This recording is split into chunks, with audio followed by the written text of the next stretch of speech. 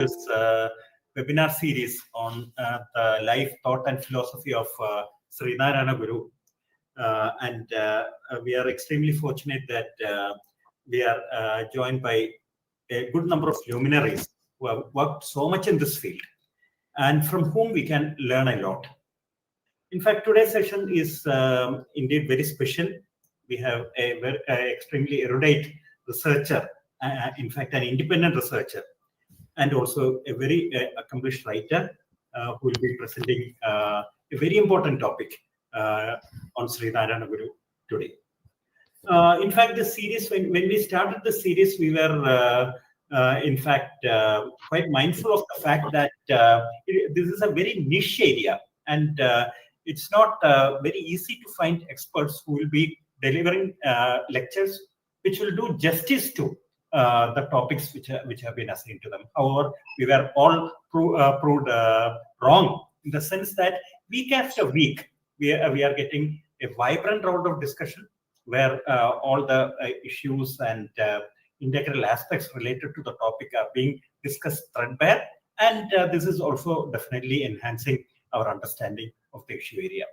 Today, I'm sure will be no different. We are indeed very fortunate to have Dr. Uday Kumar Manoharan, who is an independent researcher and writer, as I was mentioning earlier. And he's going to speak on a very important topic today, that is saying the unsayable, the political philosophy of Sri Narayana Guru. And this is an area that I feel will in fact lead to the germination of a lot of discussion, because from the very title itself, I can make out that this is a highly thought-provoking session, and I'm sure that once the main lecture is over, there will be a lot of discussion also which will follow. So on behalf of the entire IGNOU fraternity and also on behalf of all the participants, it is my privilege to welcome Sri Uday Kumar Manoharan to this session. We welcome you, sir, and we look forward to a very vibrant session indeed. We are also joined by a large number of other individuals who have been working very closely with the philosophy and thoughts of Sri Narayana Guru. And we welcome each and every one of the participants who have been week and again making this effort indeed a very vibrant one. And let me not fail to mention the name of Dr. V.T. Jaljakumari, who is in fact the workforce behind bringing all the experts together. And in fact, in more than one sense, Madam has been working tirelessly to making this effort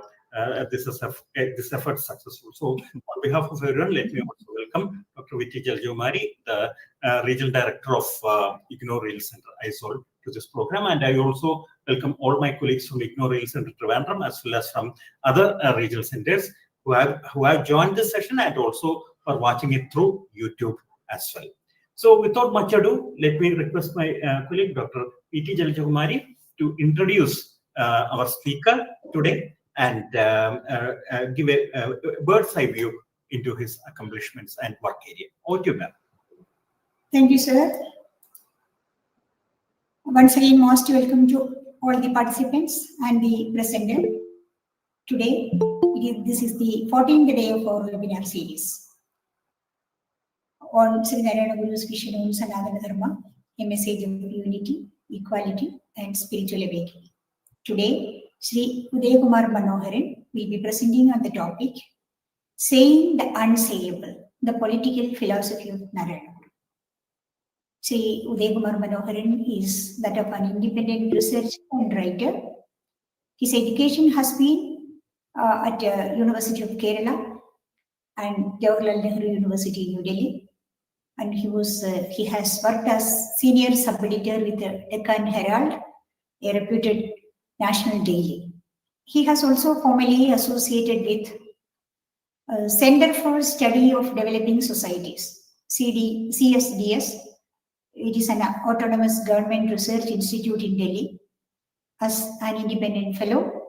And the result of his research found place in their catalogue of select papers. Also, he has worked as a senior researcher and editorial consultant with multiple institutions. That includes being a full-time research intern at Center for the Study of Culture and Society, CSCS, at Bangalore, and also Sri Uday Kumar Manoharan. You are seriously involving in many political and philosophical interventions in the field of psychology as the study of society as an independent researcher, and now you are a regular researcher also. And you are most welcome, Sri Uday Kumar Manoharan, on behalf of IGNOU RC Trivandrum and RC Aiswal.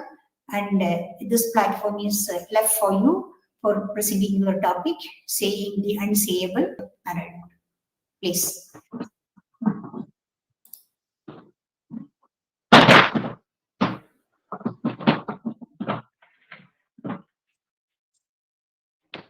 You're not audible. Your voice is not coming.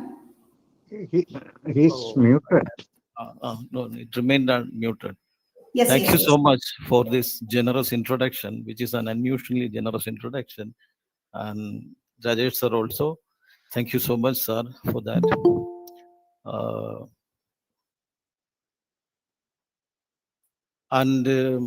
The printout, I have a handout, which I will be reading out to you, just to avoid the semantic slippage, which is likely to happen in an extemporaneous presentation. So I have a handwritten draft, and the printout quality is slightly faded, so I am likely to stutter a bit in between. But the semantic payload is little high, especially of Narayana Guru himself, and any kind of work is likely to assume such payload. So I'm just going to start reading it out to you, and thereafter, whatsoever actually you are likely to get stumbled upon, we will enter into the details during the discussions. I hope I am audible sufficiently. Yes, yes, you are audible. Audible, but it will be okay if a little bit louder. All right, I'll try. It's unequivocally true that the post-colonial societies do possess a huge amount of cultural and intellectual reservoir. Attempts to making better sense of it and institutionalizing them have already been there, especially with a view to seriously re-looking at the grave predicaments of our times. This presentation is in fact an attempt to briefly encapsulate the political philosophy of Narayana Guru, who, as historians have already shown, is the most influential personality in the South Indian state of Kerala. This engagement primarily aims at a coherent articulation of the philosophical elements of his life and work briefly, with the support of demonstrative reasons, empirical evidences, and a set of correct hypotheses. It is therefore neither a historiographical account nor a socio-religious profiling. We got to pay a little bit of attention to that. I'm not doing neither of this. I'm not doing either of this. This intervention is the direct result of a profound realization that Narayana Guru's work and life can help disentangle and clarify some of the pressing challenges of our times, especially the normative foundations of the Indian state. Other major challenges in this pursuit is that the majority of works on Narayana Guru usually get saved either by overwhelming devotional temperament or by differential kinds of communitarian sentiments that create a parallax of perception from being his life and work to from perceiving from seeing his life and work the way it has been. In this context, that the importance of a balanced academic approach assumes its timely significance. The primary yet central question that is asked, that's the most basic question. Against this backdrop, can we possibly derive a kind of social and political philosophy out of such a complex body of work by Narayana? Thus, attempts This attempt forms part of a larger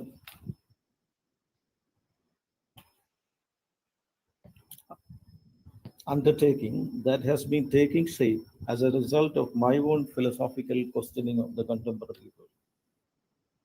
However, this presentation, as a preliminary exploration at this stage, focuses only on some foundational aspects, especially of the subjective dimensions of Narayana Guru.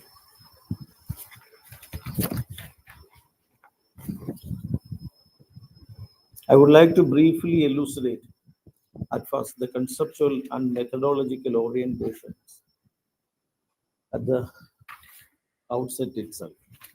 The two important conceptions are quite foundational in this particular kind of work, or with the help of which only we can make proper sense of actually the kind of formulation I am trying to make.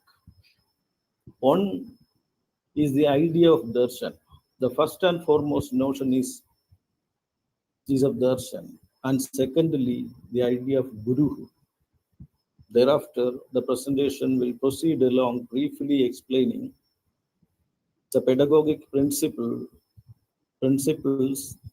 that has been put to use in disentangling the discursive universe of Narayana Guru, and it has got 7 components. First, the idea of darshan. I would like to briefly explain and elucidate this idea of darshan in contrast to the standardized nomenclature of philosophy. So at this stage, I have actually drawn almost a little bit in the pattern, almost 15% of it from one of my own earlier works, because it's quite succinctly articulates what I am trying to actually implant here at this juncture. So the pursuit of philosophy has always been, in a rather secular fashion, grapples with the world, or what we perceive to be the material world. Philosophical discourses are therefore essentially attempts to make sense of the pressing challenges of that humanity is facing at all given points in time. On the contrary, we have another tradition, that's theology, which engages in reasoning about the God. Therefore, references to worldly affairs in theological discourses are therefore essentially of anecdotal significance, because they are merely demonstrable examples for ascertaining the essence of the being that is believed to have created the universe. Philosophical exercises are made mainly in 4 different ways. As we all aware of the 4 important branches of philosophy, that is epistemology, aesthetics, ethics, and metaphysics. I'm actually highlighting the major attributions that are already in place. Philosophical exercises on real life events are sometimes explained in terms of a metaphysical substrate, and at another times it dwells into the source, validity, and tenability of human knowledge. Or the pursuit of philosophy explores the ethical, or perhaps it seems to address the questions concerning aesthetic encounters.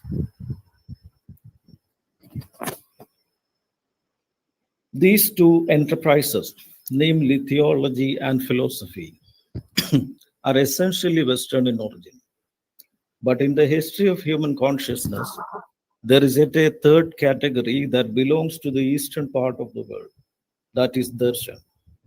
A possible normal equivalent of it is vision. Darshan is neither philosophy nor theology. It is rather a descriptive account of the invisible dimensions of the visible effects of reality. For example, the philosophy of Narayana Guru in fact belongs to this Eastern tradition of darshan, which is not easily amenable to be translated into the parlance of Western philosophy, because it does not mean speculative reasoning about the nature of existence. Rather, it implies that one comes to notice and realize something that is already there, which is in existence, which hitherto remained as a submerged facet of reality. This attempt to demonstrate the deeper dimensions of reality is carried out not as a philosophical or an intellectual or rather a logical exercise.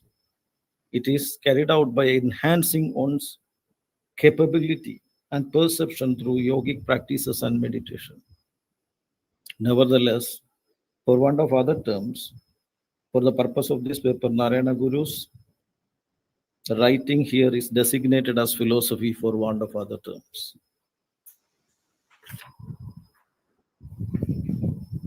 The second term, which is quite significant in making sense of the underlying explorations carried out on the lines of culling out the political philosophy, that is the idea of Guru. Guru is a worldly available form of knowing, like he is supposed to be all gurus in Eastern tradition, that for that matter. He is supposed to be an entity who translates and transcreates the eternal principles of dharma, Sanatana Dharma, in the context of a given space and time. Maybe a particular guru carries it out in his own lifetime and apply them in relation to a given situation. Gurus are therefore always contemporary, unlike the figures like a prophet or a son of God from a comparative theological perspective. Unlike the notion of guru, the latter two are the qualities of the individuals with respect to their relationship with the God or the divine. But guru implies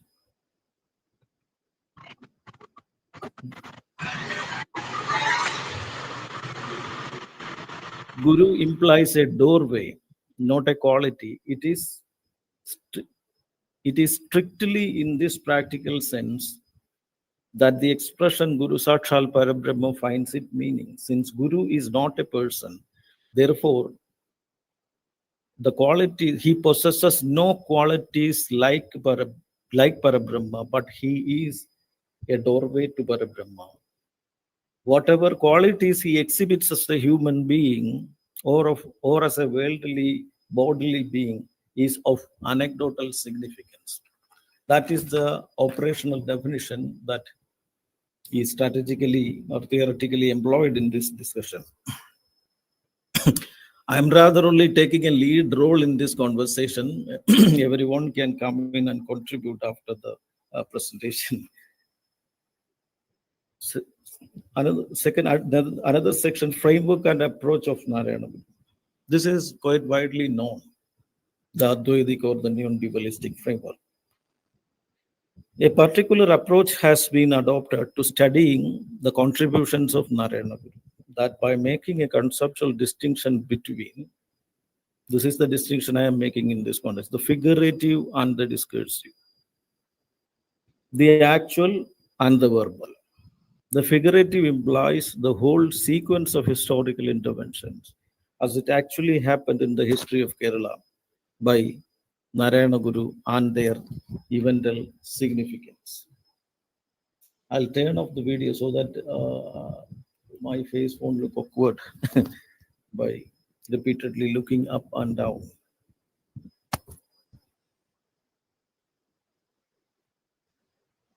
By the discursive, it is meant that the whole body of writing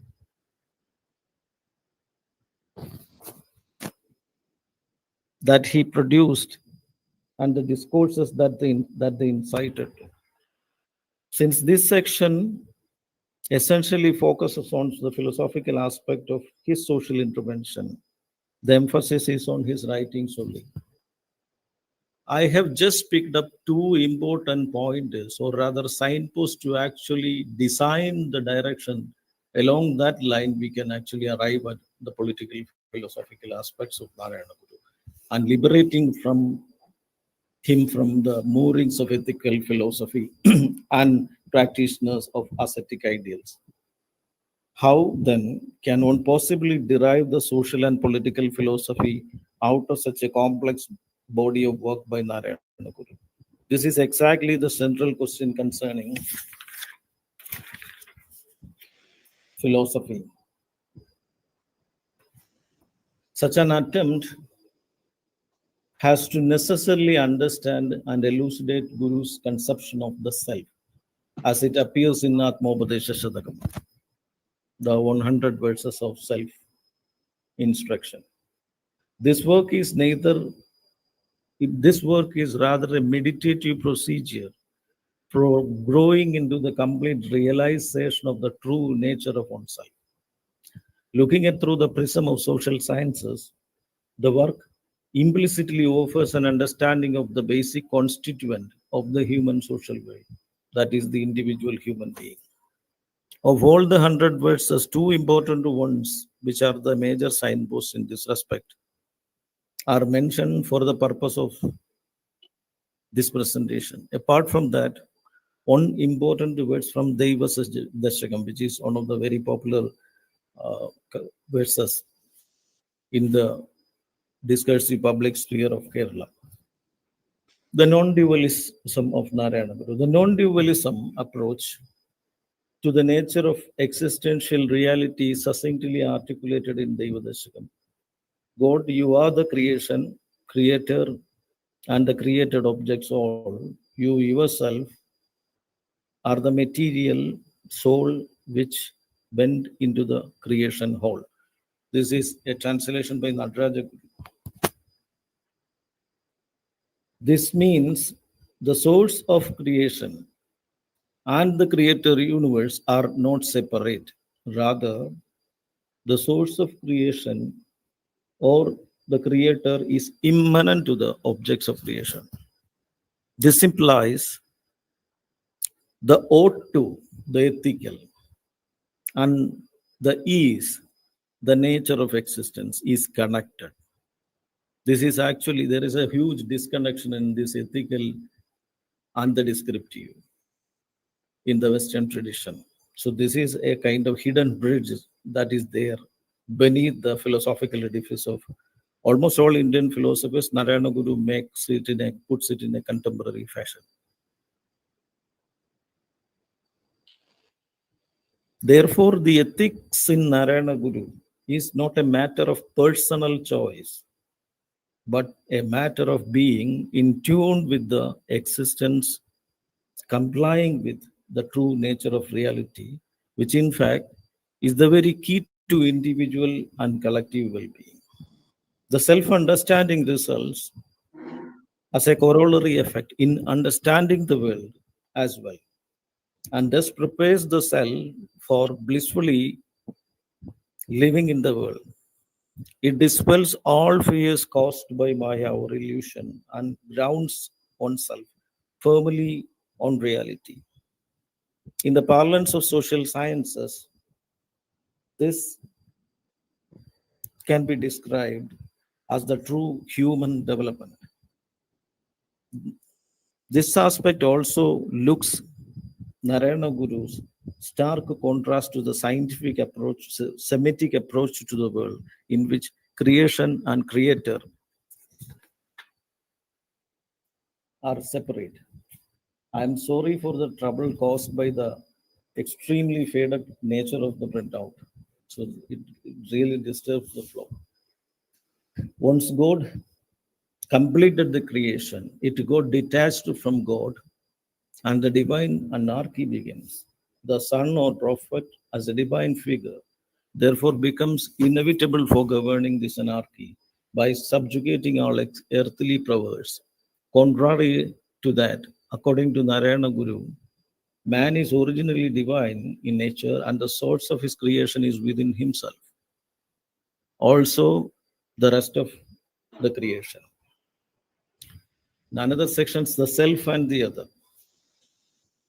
Atmopadesha Shadakam as a manual for psychotherapists. That is the subtitle of it. In 24th verse of Atmopadesha Shadakam, the same non-dualist perspective is reiterated with immense consistency while expounding the nature of the self.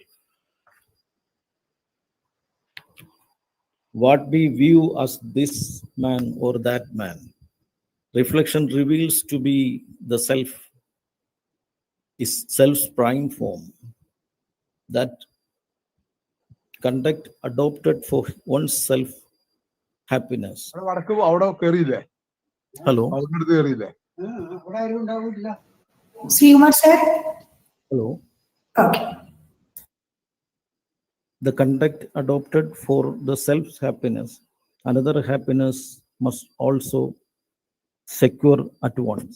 അവനിവനെന്നറിയുന്നതൊക്കെ ഓർത്താൽ അവനിലാദിമമായ ഒരു ആത്മരൂപം അവനവൻ ആത്മസുഖത്തിന് ആചരിക്കുന്നവ അവരനും സുഖത്തിനായി വരണമെന്ന this famous verse. This particular verse can be regarded as the secret alchemy of enlightenment. It offers a profound realization of the immensity of the self, that it is not distinct from the rest of the universe, which is seemingly separate from the sensory body. Therefore, it radically refashions the self's perception of the other, and it eventually shapes individual ethics again, not as a matter of individual choice, but as a consequence of the very design of the existence itself. This formulation should not be misunderstood as fatalistic. Rather, it opens up possibilities of freedom and maneuverability to fumble with reality and shaping it for the better, for the pursuit of well-being.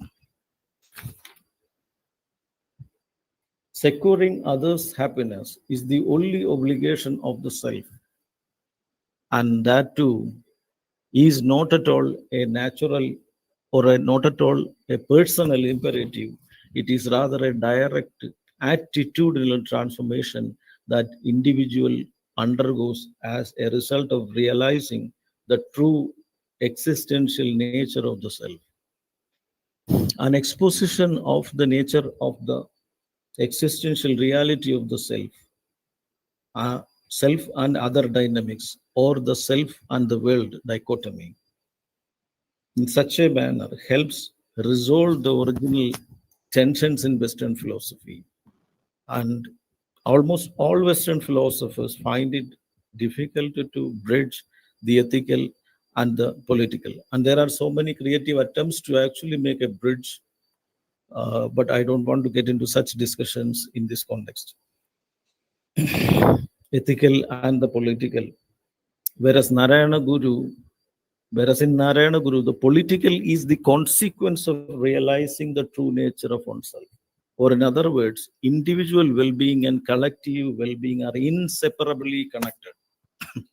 Therefore, politics becomes the external consequence of the ethical, or rather, politics becomes a contextual expression of the existential truth of the self in relation to a given situation. This means the modes of relationship of one to oneself and to other are essentially the same, expressed in a two deceptively contrasting dimensions. This strategic coupling is the key to transforming individuals into rational and responsible human beings as citizens by transcending parochial identificatory structures of caste, religion, in order for them to achieve their full potential and accessing one's repressed intelligence. This has been quite clearly articulated, and he also responds to various mundane questions from this point of view. The conception of Manava Dharma as a religion that renders the art of ethics as an aesthetics of existence. This is, in fact, is the central theme, which is very briefly mentioned only. This is a project I really want to continue on by connecting it with the entire Eastern tradition. The conception of religion. In 949th version, Narayana Guru clearly illuminates that the phenomenon of religion, and implicitly defines it. Every man at every time makes effort in every way, aiming at his self-happiness. Therefore, in this world, know faith as one, understanding thus, shunning evil, the inner self into calmness merge. This is the 49th version of Atmopadesha Shatakam. I don't remember in verbatim, literally in Malayalam. Jagadilim Madamegam Chindichagamana. I think that's the one. This view can be regarded as the key to unlocking social philosophy. It is the religious character of human interiority. Again, it is the religious character of the human interiority that shapes and informs social relations. Therefore, by religion, Narayana Guru suggests one's pursuit of self-happiness, Atma Sukham, which, as it was already expounded in the 24th verse, should also ensure others' comfort as well. If the individual pursuit of self-happiness is orchestrated accordingly, the result will be a healthy social ecosystem. This is how he arrives at a social philosophy of remarkable coherence. He thus establishes a bridge between individual and society and foregrounds the dual function of religion. It is the pursuit of individual self-happiness, rather the religion, that gets transformed into the moral, that simultaneously constitutes the society, and the difference between both becomes a matter of mere description,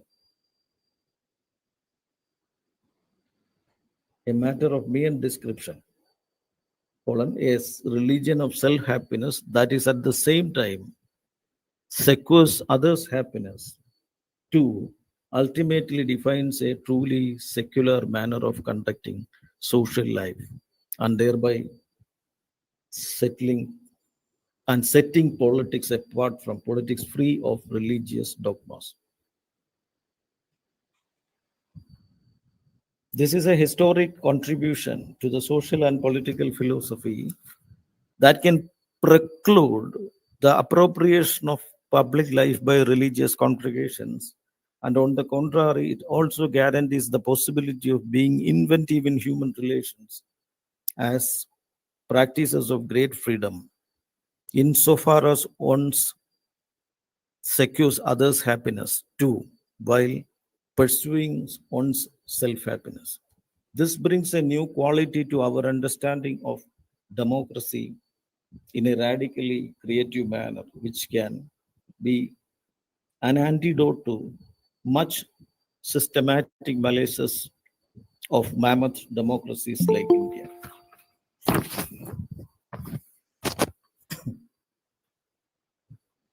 Through the delineation of the ontological character of the self and religion as its tendency of self-happiness, he lays down a tenable philosophical framework for understanding the human social world. This runs counter to the superficial view of society as a consequence of need-based economic interdependence, which is an ominous inheritance from the Marxist tradition of thinking. Rather, it necessitates Manava Dharma.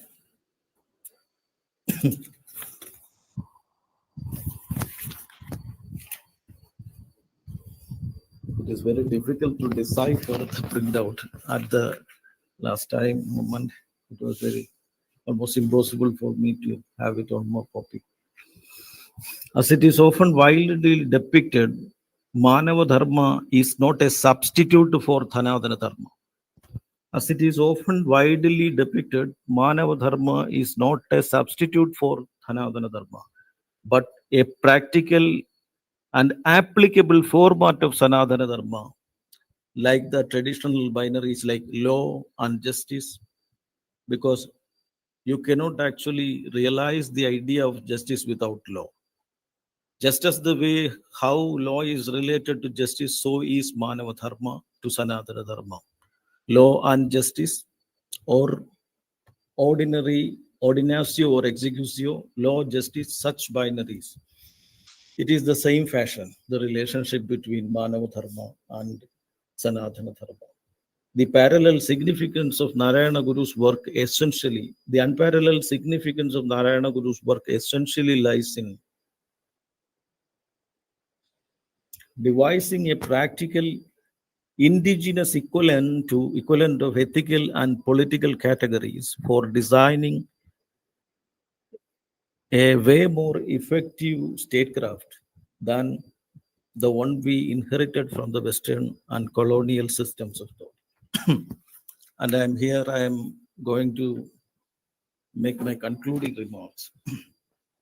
The very conception of the idea of human social world is quite central to the methods and practices of social sciences. It has been conceived in manifold ways by philosophers, especially from the western part of the world. However, the broader spectrum also has another foundational concept of its basics constituent as a possible definition of human being, or making the phenomenon of politics amenable to operational thinking and analysis. In the history of mankind, this phenomenon of politics that is very intensely played out in the human social world is in fact the most theorized aspect of human existence. Almost all major philosophers have bequeathed a significant quantity of writing on politics. In Narayana Guru, this is not a focused discussion, rather it is like the messianic time scattered into the profane time. In each profane moments of reflections on any given situation or an encounter, the political philosophy lies as a semantic substrate. That is the argument I'm making. Almost all major philosophers have bequeathed significant quantity of writing on politics. This body of writing is vital to the framework of modern statecraft, more so in the Indian context. The makers of, for example, of our the Constitution of India were essentially trained in Western tradition. Of course, they had a profound awareness of their own respective traditions, but times changes. With respect to their politics and the possible notion that would emerge as a consequence of anti-colonialism. But none of those philosophers who had influenced the leaders of our national movement had a first-hand exposure to the Indian realities. It is not about the leaders I am talking, it is the philosophers who influence and shape the consequences and the attitudes of our leaders.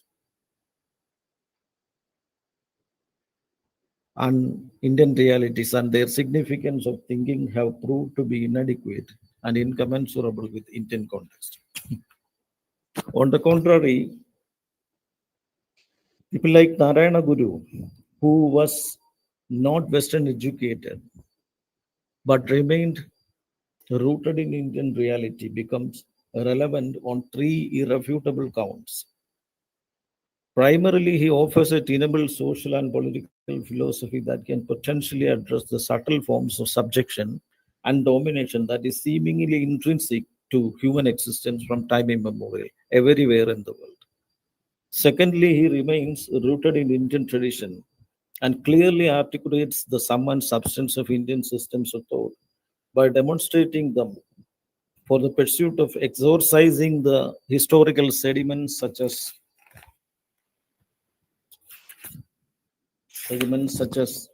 caste, practices of untouchability, and social segregation. Thirdly, he never confined himself to leading a cloistered monastic life of a yogi. Rather, he stood at the forefront of struggle for social justice, and which is an evidence for him possessing a social and political philosophy. Without having a political and social philosophy at the back of one's mind, no one could make an effective intervention in the real world. There can only be a few historical parallels in terms of being effective in bringing about social transformation in such a short span of time in a given political geography. This exposition highlights the case of Narayana Guru as a possible source of solutions, possible pedagogic source to the pressing challenges that are symptomatic of Indian body politic. The very manner in which Narayana Guru becomes effective in the society in which he lived highlights the importance of self-transformation before going in for transforming the world. His writings embody a systematic approach to various dimensions of human existence. The basic unit of consideration is the individual human being, and that has to primarily undergo self-transformation through self-realization. Then that is the imperative. And that transformed self, in fact, is the agency that propels social movements and initiative reforms. A suitable description of Narayana Guru, who lived from the latter half of 19th century till the beginning of second half of 20th century, is a pedagogue whose life and work can be regarded as an original indigenous contributions to the individual and collective well-being. His work offers new meaning to the categories of contemporary ethical and political thinking that suits to the existential realities of our times. For example, Narayana Guru's understanding of religion in itself harbor a workable and pragmatic definition of secularism, which in fact is very often being increasingly misused and misinterpreted in contemporary India. Religion and politics in human history hitherto seemingly remained two separate realms of human affairs, as Michel Foucault and Giorgio Agamben have clearly shown that the two realms are in actuality two sides of the same coin.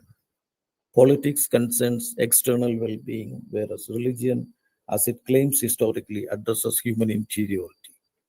Human beings being the actors in the political process, the way their interiority is shaped and structured matters a lot to the manner in which they participate in politics. Humans therefore have to understand how to be, otherwise they would be drenched in the dirty socio-economic pit of primal and parochial instincts. The possibility of human creatures becoming human beings is only through understanding the true nature of the self. Thus highlights the pedagogic significance of Narayana Guru's philosophy, since it addresses both the subjective and the material realm simultaneously, and therefore his philosophy can bring about a creative amalgamation that can potentially solve some of the endemic conflicts characteristic of the contemporary world order. Thank you.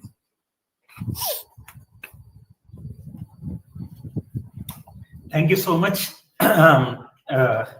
In fact, it was very much a very delightful exposition of Sri Narayana Guru's thought. In fact, many of the aspects which have been discussed in other sessions have also been put in a very concise manner in this particular session. And I should first and foremost appreciate you for doing a highly commendable job with the title that you have chosen for yourselves. And definitely, I'm sure there is scope for a lot of discussion from all the experts and other participants who have joined us today. And just before I leave the floor open for further discussion, certain things that have come out very clearly in this exposition that you have made is one, the aspect of darshan. That is very important because we are very often many of us have a misconception of darshan being the same as philosophy and philosophical thoughts. So you have made a very good distinction with regard to that the concept of non-dualism, which is so integral to the Indian philosophy, that has also been brought out very clearly in your presentation. Then another aspect is the concept of secularism, as it is often being discussed. Especially many of the leaders in the initial part of India's independence did have a confusion between the Western thoughts which accompany the concept of secularism and the Indian reality.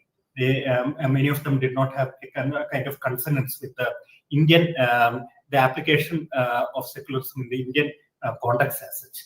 So all these have been very important points of thought, and I'm sure a lot of discussion will surely follow. And one aspect that I should definitely mention is the aspect of ethics, which has been very well highlighted in your presentation. So now the floor is open for discussion, and I invite each and every one of you to make your points.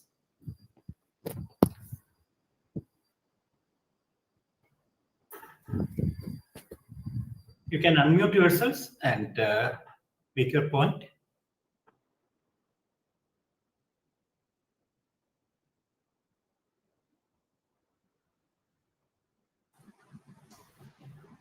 I think I can be the opening batsman. Nobody else is coming. Most welcome. Most welcome.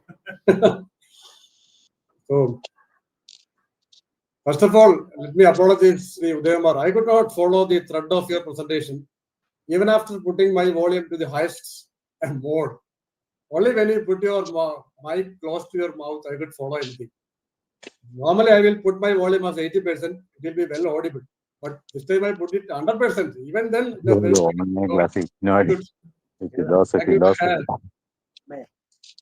unmute. Mute. Subhash. So, whatever I grasp, I will make some comments. First of all, you touched the crux. I'm very happy that there was one sentence something like this. Politics is the consequence of individual well-being, something like that, isn't it? You made a sentence something like that. It's exactly right as far as Narayana Guru was concerned. It's very clearly stated in Darsanamala also. Daktva Jnanakdana Sarvam Uddishya Jagadam Vidam Karodi Vidhivat Karma Brahmani Sthidaga. So the first thing is well-being of the individual, then we can go for politics. Exactly, you pointed out that point. Thank you for that and congratulations for touching the crux of the Narayana Guru's political philosophy. And also, we can identify at least a minimum 5 streams originated from Narayana Guru: the devotional, political, social, cultural, and philosophical. So there is one stream that is political philosophy. Narayana Guru, even though Narayana Guru did not say anything specifically about political philosophy, it is possible to deduce political philosophy. And also, even we can identify individuals who were contemporaries of Narayana Guru, who represented each of these disciplines. I'm not going into that part. But one thing that I found to be missing is that in addition to the verses given by Narayana Guru, the underlying methodology, that methodology is very important while we are developing political philosophy. In the first verse of Atmopadesha Sadakam itself, in a very subtle way, in an implied way, Narayana Guru gave his philosophy, Uruvilum Ottapurattum Ujjalikkum Karivinu. Narayana Guru did not develop that philosophy, but Narayana Guru developed it, also dialectics. It's not dialectical materialism, the pure dialectics. So when we apply this dialectical methodology in politics, we can make wonders. Because it is not, we have the politics based on dialectical methodology, true. But we can have a politics that is based on the Narayana Guru's dialectics. So that methodology also is very important. So that I think you did not mention about that. Ethics, everything was mentioned. That is very important. And also, Guru's politics was not local politics or regional politics, it was geopolitics. The words we quoted, Akhilarum Atmasugathanai Prayatnam. Sakalavum Ingi Sadavi Chedidunu, Jagadi Limmadam. It is Akhilarum, not local people, Akhilarum. But he could work only in Kerala. He could influence locally, so he influenced it. But the vision was different. Vision was something very global vision was there. And Narayana Guru very clearly elaborated that memorandum on world government. So in memorandum on world government, his political philosophy is elaborated, the guidelines, not in complete theory, but guidelines are elaborated. And we have a geodialectics. So when we apply geodialectics to solve the world problems, it can make a lot of changes. The way in which we look at life, the way in which we look at economics, politics, everything. So that methodology is Very important. And about sources, you mentioned about sources. Of course, Devadasagam and Atmapada Satakam are very important sources, absolutely no doubt. But in addition to that, what came into my memory, in Subramanya Kirtanam, we can use as a source one verse. Spashtam Nilavangu Ningi, that verse. That we can use as a why he entered into social well-being. That is another work where we can use for developing political philosophy. Ardhanarishwara Stavam. There Guru asking Shiva, why you are sitting like this? People are suffering here. So again, there are hints of political ideology in that also. And his conversations are very important. Lot of... Suppose, sir, can I be brief because other people also can ask questions? Sorry? Brief because we also want to ask some questions. Sorry, this is my way of briefing. Dr. Srikumar can brief in your own way and I am briefing in my own way. Sorry. So, the sources, lot of sources are there. We can go for the other sources also. We can look into the conversations of Narayana Guru also. There, lot of sources are there. I'm not going into details. And one, you referred about the parallax of looking at Narayana Guru. I think the only person who can look at Narayana Guru without any parallax of vision is Narayana Guru himself, nobody else. Thank you.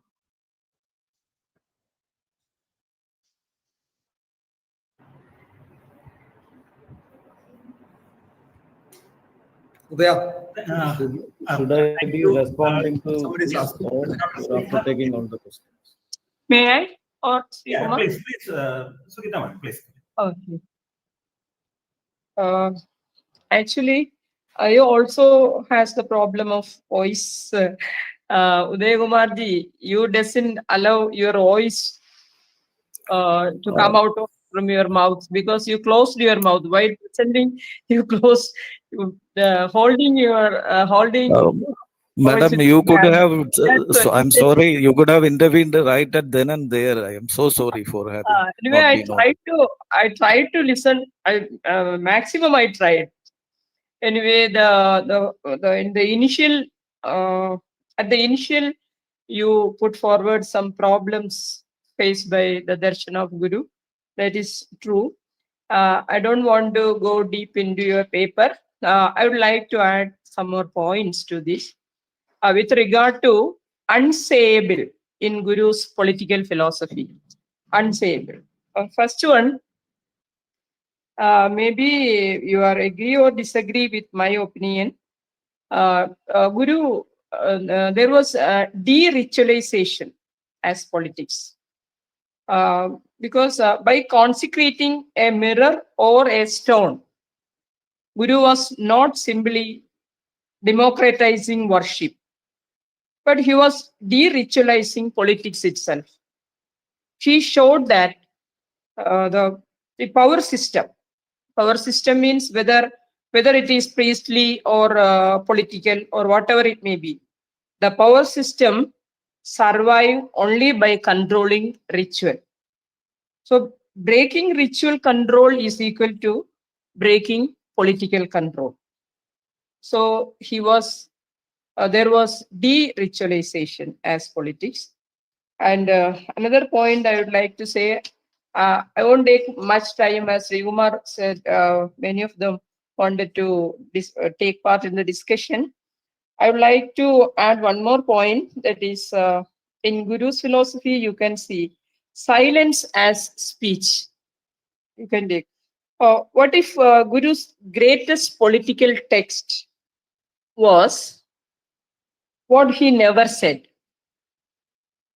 Unlike nationalist leaders, he never spoke about seizing power or expelling rulers like that.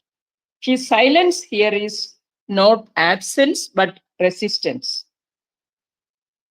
And there was one more point with regard to the unsayable in Guru's political philosophy, that is a substitution of conflict with creativity.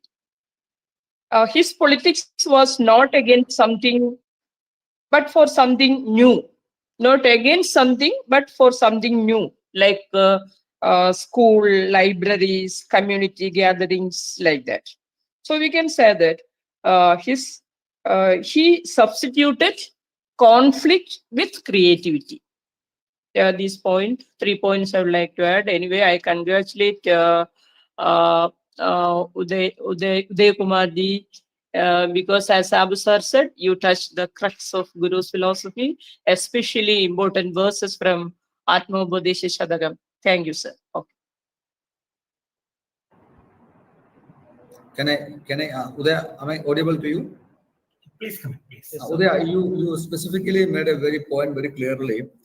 In the history of the humanity, there is no other place where this much transformation happened in short period of time in Kerala.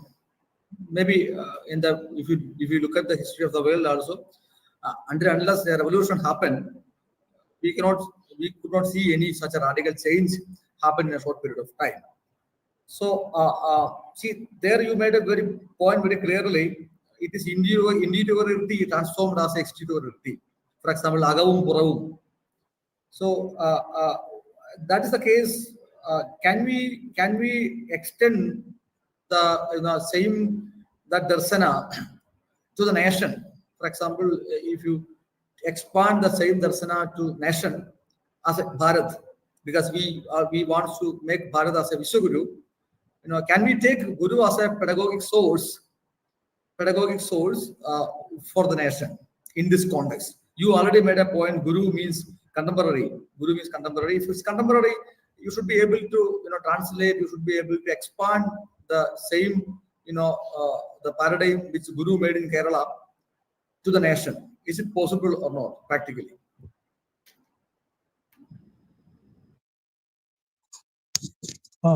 Uday Kumar ji, namaste. My complaint is that it was your presentation was more abstract than to be precise or concrete. The listeners have to decipher many points from your presentation. If your presentation were more concrete, that the policymakers of who live for our nation could make the ideas of Sri Narayana Guru into their daily affairs to help the people of India while making policy. So you could be more concrete than abstract in discussing these points. When we discuss philosophical points, there is a tendency to be more abstract. When we deal with the political aspects of philosophical ideas, we have to be more concrete. Is a complaint that I have to make to you. We should help our policymakers to come to the way of Narayana Guru by suggesting concrete methods deriving from Narayana Guru's philosophy. You quoted 24th sloka of Atmabodesha Shadakam. The first two lines of that sloka is ontological in position. And the remaining two lines of that stanza is sociological or say political in position.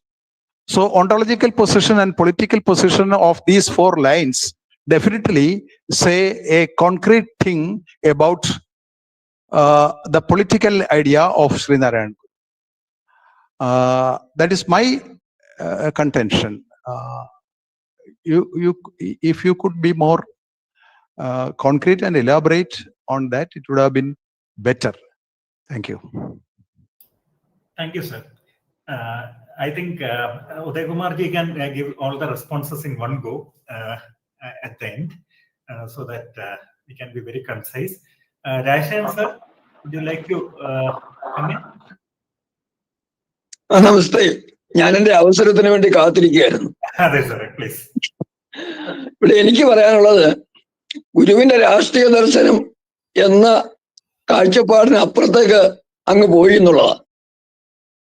ഓരോ പ്രത്യേക കൃഷിക്കും വേറെ വേറെ മഴ വേണ്ട എന്ന് പറയുന്ന പോലെ ഗുരുവിന്റെ ദർശനത്തിന് വ്യാപകമായ ആപ്ലിക്കബിലിറ്റി ഉണ്ട്. ഏത് പ്രത്യയശാസ്ത്രത്തിനും ഏത് രാഷ്ട്രീയത്തിനും ഉൾക്കൊള്ളാൻ കഴിയുന്ന ദർശനമാണ്. ഉൾക്കൊണ്ടാൽ വ്യക്തിക്കും സമാജത്തിനും പ്രയോജനപ്പെടുന്ന ദർശനമാണ് ഗുരുവിന്റെ അങ്ങ് കൃത്യമായിട്ട് അവതരിപ്പിച്ചു. അവിടെ വ്യക്തിയും സമൂഹവും രണ്ടല്ലെന്നും എന്ന് പറഞ്ഞപ്പോ തന്നെ അതിനെ ആഗോള തലത്തിലേക്ക് കാര്യങ്ങൾ അങ്ങ് വളർത്തിക്കഴിഞ്ഞു. ഇടയ്ക്കൊന്ന് പറയട്ടെ, അങ്ങയുടെ വാക്കുകൾ എനിക്ക് വളരെ വ്യക്തമായും കേൾക്കാൻ കഴിഞ്ഞു. പിന്നെ ഏറ്റവും ആഴത്തിലുള്ളൊരു വിഷയമായതുകൊണ്ട് ആ സ്പീഡ്, വായിക്കുന്ന സ്പീഡില് കൂടെ നിൽക്കാൻ പറ്റില്ലായിരുന്നു സ്വാഭാവികമായിട്ടും. അതുകൊണ്ട് നേരിട്ട് എപ്പോഴും കണ്ട് സംസാരിക്കാമെന്ന് ആഗ്രഹിക്കുന്നു. അടുത്തൊരു സുപ്രധാന വിഷയം അങ്ങ് എടുത്തു പറഞ്ഞൊരു കാര്യമുണ്ടല്ലോ, ലോ ഇല്ലാതെ ജസ്റ്റിസ് സാധ്യമല്ല. അതൊരു പ്രധാനപ്പെട്ട വിഷയമാണ്. സനാതന ധർമ്മം മാനവധർമ്മത്തിന് അനുപേക്ഷണീയമായ ആവശ്യമാണെന്ന് ഗുരുവിന്റെ ദർശനത്തെ സാക്ഷ്യത്തെ അങ്ങ് പറഞ്ഞു. അപ്പൊ എനിക്ക് ചുരുക്കത്തിൽ പറയാനുള്ളത്, ഞാൻ കൂടുതൽ പറയുന്നത് ശരിയല്ലാത്തത് കൊണ്ട് ഗുരു മതനിരപേക്ഷമായ രാഷ്ട്രീയം വേണമെന്ന് കരുതുന്നവർക്ക് പോലും രാഷ്ട്രീയം ധർമ്മനിരപേക്ഷമാകരുത്, ധർമ്മത്തെ ഉൾക്കൊള്ളാതെ രാഷ്ട്രീയം ശരിയാവില്ലെന്നും എല്ലാ രാഷ്ട്രീയ ചിന്താഗതികൾക്കും സ്വീകരിക്കാവുന്ന ആപ്ലിക്കബിൾ ആയിട്ടുള്ള ഒരു ദർശനമാണ് ഗുരു പ്രദാനം ചെയ്യുന്നുള്ളതും ആണ് പ്രധാനമെന്ന് എനിക്ക് തോന്നുന്നു.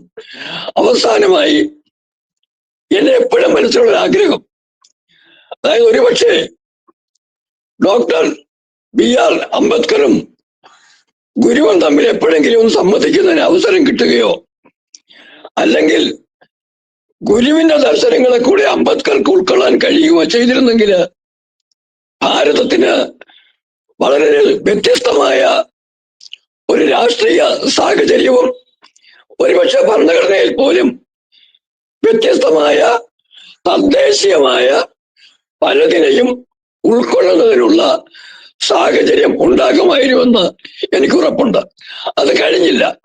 അതുകൊണ്ട് തന്നെ അംബേദ്കറെയും ഗുരുദേവനെയും കൃത്യമായി പഠിച്ചുകൊണ്ട് ആ രണ്ട് പഠനങ്ങളുടെയും അടിസ്ഥാനത്തിലുള്ള ഒരു ഭാവിയുടെ മാർഗനിർദ്ദേശങ്ങൾ അങ്ങേയപ്പോഴുള്ള പണ്ഡിതരിൽ നിന്നും ഉണ്ടാകണമെന്ന് ആഗ്രഹിക്കുന്നു. നമസ്തേ.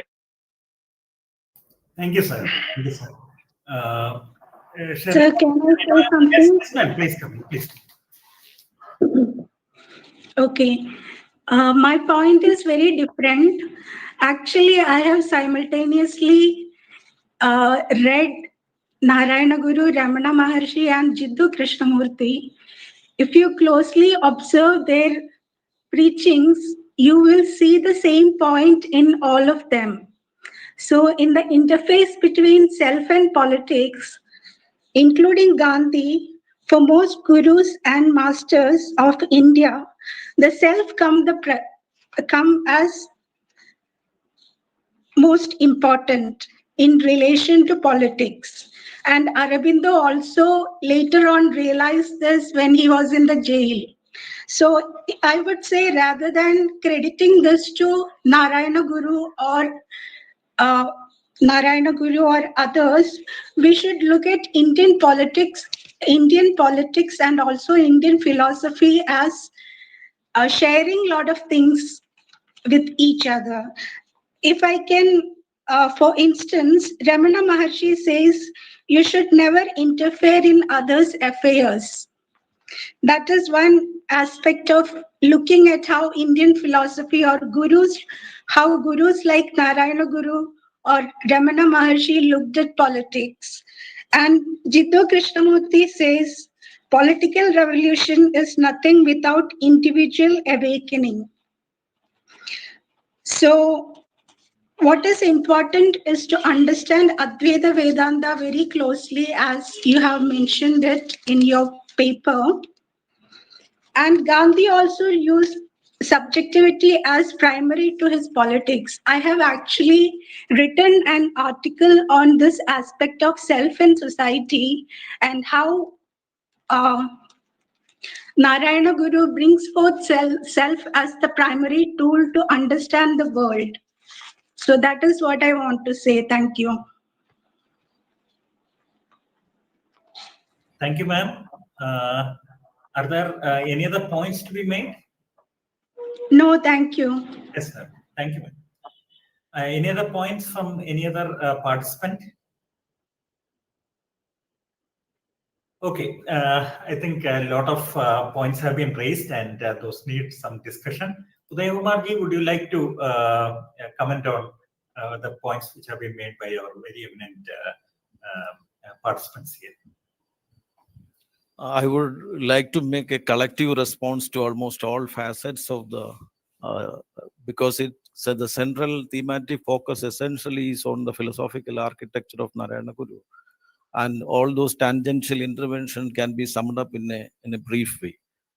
Above all, but I have been very deeply inspired by the last two conversations, like, for example, Sudhir Babu sir and Rajashekharan sir said about having a conversation, hypothetical situation of having a conversation, Gandhi, Ambedkar having a conversation with Narayana Guru, which is in fact is an excellent thought experiment for exploring various hidden aspects that went into the making of our constitution, and in terms of overhauling it or all other kinds of new attempts would be illuminated from extrapolating such a possibility of such a conversation. That's one thing. But one thing I forgot to really delineate along the process of my presentation is that of the methodology. Which is in a way the methodology I have employed is a very old pedagogic principle that we take recourse to in having things for doing ideational exercises, basically, not concrete thing, because this is a philosophical subject. We are actually in a process of translating it into a language which is individual, which is intelligible to those who handle things at nuts and bolts level. So the concrete and the practical will grow along the way, will emerge. So the pedagogic principle I have employed is nothing but this. It is to first of all get into the conceptual architecture of a philosopher and ask our questions in such a way that what that particular philosopher's response would have been to our questions. That is the pedagogic principle I employed. So the question of actually intersecting discursively with various ideas is a very important question, but at the same time, treating Narayana Guru's conceptual architecture or the philosophical body of writing in its own singularity is way more productive in extracting the philosophical element, philosophical or economic thought from him. That is one aspect, I think, about the methodology. And second, one question which is quite pertinent to the concerns of the policymakers is that we ultimately aims at that kind of concrete stipulated norms and practices. For example, state is conceived as a normative structure that is foundational to all kinds of legal and juridical frameworks propelled by the practice of governance. And constitution is nothing but a document of governance concerning the governance of that particular landscape. But what about the normative foundations? For example, Hegel's philosophy of right, which can be seen or looked at as a glaring example of applicability to the concrete Weimar Republic. And here in Indian context, what has been missing in my own exploration is that the constitution, for example, the preamble of the constitution is nothing but a social contract. In the original conceptual framework of Rousseau of social contract, the social contract, before the social contract, the situation of human social world is a pre-political situation, not a pre-social situation.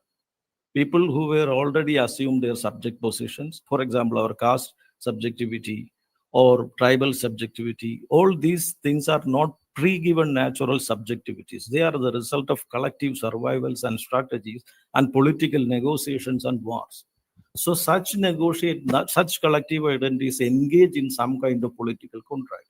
Therefore, the introduction of constitution has to be seen as an event of a political contract. Before that, the situation was pre-political nature, not pre-social in nature. Whereas Narayana Guru wants to make a distinction between, or rather completely obliterate the pre-social and pre-political, and puts the individual being completely bereft of his communitarian belongings. So which is an area that I am exploring, that people will take up for further exploration. At this stage, what I have been able to do is to lay down the skeletal structure of some normative foundations to address certain troublesome existential realities of our times. And all those who have Sabu sir and everybody else, Rajaseran sir, Sudhir Bhav sir, and Srikumar sir, of course, thank you so much for the relentless encouragement for inspiring me to do this work. And sir, absolutely, I am proceeding along the lines of bridging it with day-to-day policy interventions. Because a seemingly very impersonal and justiciable political philosophical base of a nation can really carry a strong edifice of governance structure and strong civilizational structures of well-being. Because unless the foundation, the only point I am trying to make is that unless the foundation is strong, you cannot build a strong edifice. That is what we get to see in the cumbersome, enterprise of various structures of governance. That is what we get to see in today's India and elsewhere in the world. But because there is a difference between business mind, brinkmanship and statesmanship. That is the tension that's happening at the international level. Thank you. Thank you, Uday Kumar ji, for dwelling into the major points by our participants. Everyone would agree that today's has been a very informative and a very thought-provoking exercise which has been delivered here. And I'm sure there are many more points which need to be discussed. However, for paucity of time and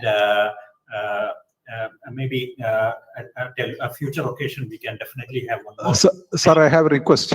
Sir, I have a request. Please. Sir, if you could share the phone number or mobile number or emails of the presenters. Okay. The previous presenters also in the group. It would have been better if we want to personally contact that presenter. It would help us. Yeah, sure. That will do. That will surely do, sir. And one more thing, we are also planning to have a separate group of all the participants as well as the presenters, so that we can also keep on interacting with each other. So for that, we will be sending you a kind of Google form also, and we can have a community where a lot of discussion can take place even after this webinar series gets over. So that's what we are planning shortly. Sir, 1 second. Yeah, Rajesh sir, 1 second. Please. Sudhir Babu sir asked about the verse 24. First 2 lines related to ontology, and second 2 lines is its applicability. Its applicability or axiological part. First 2 lines ontological and second 2 lines applicability. And Sugita madam, I am sorry because I have taken all other questions collectively, and in response to what you have asked, it's a very creative suggestion. But there is also an exercise which has been carried out from ancient Greece till now, de-ritualization, with regard to the de-ritualization process of Narayana Guru, which is actually in the Western tradition and Eastern. For example, if you look at the works of Marshall Mouse or other Emil Durkheim, we get to see a process of profanation, which in fact is a human exercise that we actually deliver things from the worldly, humanly sphere to the divine world and giving and bringing it back to the free use of humans also, which in fact is the excellent theoretical paradigm that we can make sense of what is going on in Shabarimala. The porous border between conceiving it as a sacred space or a worldly space. Because the conception of sacred spaces has been very central to all civilizations. But unfortunately, our judicial officers have not adequately addressed this nuanced distinction in passing judgments on such contested sacred spaces. I don't want to get into the details, people. It is just a tip of the iceberg, and the experts will actually continue and carry on with such discussions. Thank you, ma'am. Thank you. Thank you so much. Thank you for that clarification. And now I would request our colleague from RC ISOL, Dr. V.T. Jaljakumari, Regional Director, not only to sum up the proceedings of the day, but also propose a formal report of thanks. Over to you, ma'am. Thank you, sir. Yeah, very hot discussions were there, and that means our platform was very useful, and it is related to contemporary issues of human life. Because when the presenters and the discussions are coming up for in a hurry to speak and hurry to present their responses, that is a good symbol. I think that's very good. That means Mr. Udayakumar's presentation was very thought-provoking, and it was giving a lot of thoughts to others also. So thank you everyone for your active participation for this one. The main points of today's presentation, I think in several occasions, we all were discussing several times on the main points. But even though for the formal summing up, I will say something. That is, generally the discussion was, the presentation was starting with the pressing challenges of our nation regarding the normative foundations of the philosophy of Narayana Guru for the development of our nation. That was the first intention itself, I thought. And it was asking a question that also can we possibly derive an unpolitical approach or pedagogy or a methodology for the development of our nation, like that one question was also asking. He classified the topic into 3 areas. One is darshan, one is guruhood, and the third aspect was of pedagogical aspects of Guru's philosophy related to sociology and his philosophy. And beautifully he described or defined about the darshan, that is rather a descriptive account of the invisible, and it is a descriptive account of the invisible into a visible way. In this way, very simply, he was giving the definition, operational definition of darshan, and like that, guruhood was also everybody was focusing on the contemporary implications of Guru's philosophy and all. The same way, Sri Udayakumar was also mentioning Guru is not a person, but a doorway to Parabrahma. He was beautifully giving because just before telling the pedagogy of Guru or the methodology of Guru, the objective has to be, it is not hypothetical. Really, it is the objective has to be mentioned. So the objective is, it is the doorway to Parabrahma, whatever be, but without social implications and without the political implications, nobody can make the general public into or the common people into Parabrahma. So, and several times he was specifying that a guru or a philosopher, a guru is always for, what is that? He was using that for self-happiness. But politicians are for social happiness. The meaning I got it from your talk. Actually, from self-happiness only, social happiness can be maintained.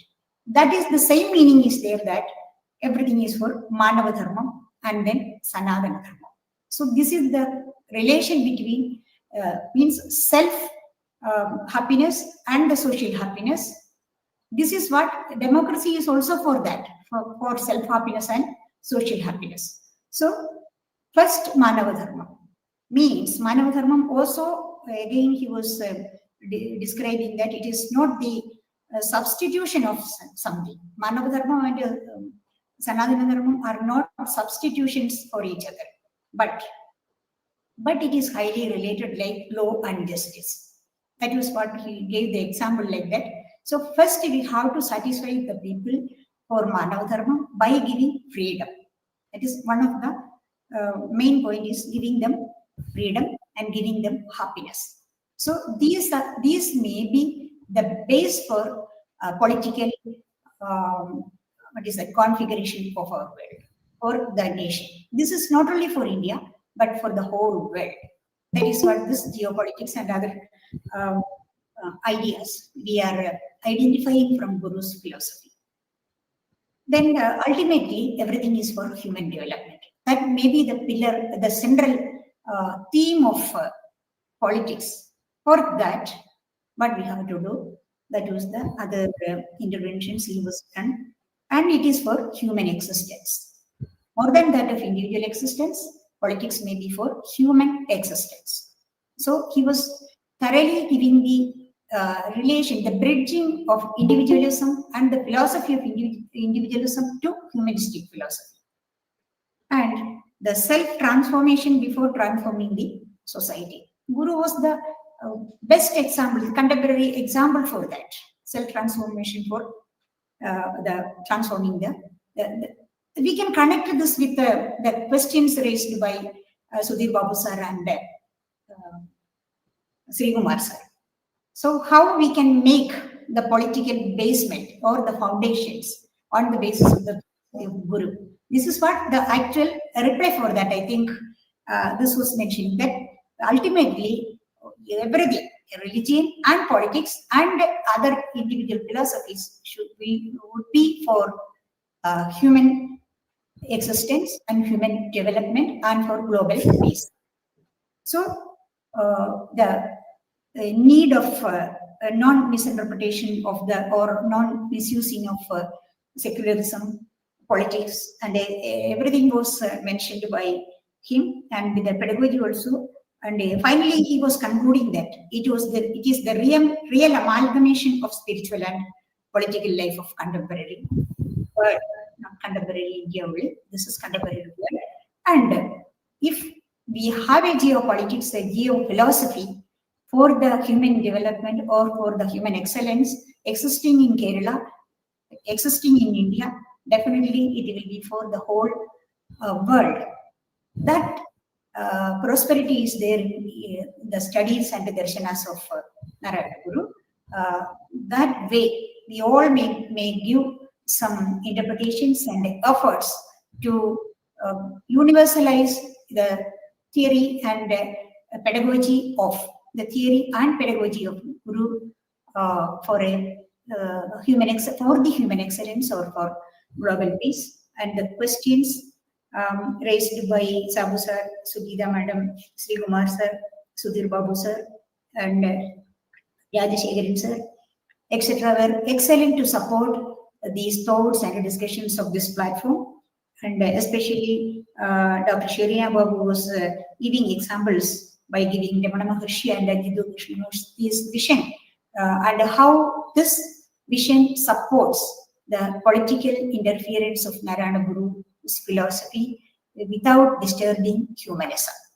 So in such a way, today's presentation was very good and very thought-provoking, and I think definitely a lot of discussions will come, will be aroused from this topic and this political and philosophical intervention which has been done by Uday Kumar Manoharan. And thank you very much for your presentation from RCI Iswal and RC Department. And for all the participants, especially the people who have participated with very relevant discussions. Sabu sir, Sherina Madam, Sudhir Babu Sir, Sri Kumar Sir, Sugita Madam, and all. One more, Rajesh Sir was also there. So thank you very much for your active participation and contribution to enrich the discussion in more elaborate way. And all other participants who are normally coming with us, without any break, they are coming and they are joining with us every week at 4 o'clock. Thank you very much for your punctual participation for Vishwanathan sir and all. So again, we will meet, I think, on 29th with another session. Thank you very much once again to all of you from RCI World and RC to Andhra. Thank you all. Thank you, ma'am. And I also, on behalf of IGNO and all others, thank all the participants. And it has always been a pleasure to host all of you.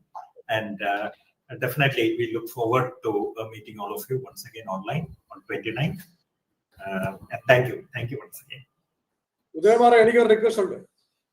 ഇതിനെ ഭാവിയിൽ develop ചെയ്തെടുത്തിട്ട് ഈ Marxian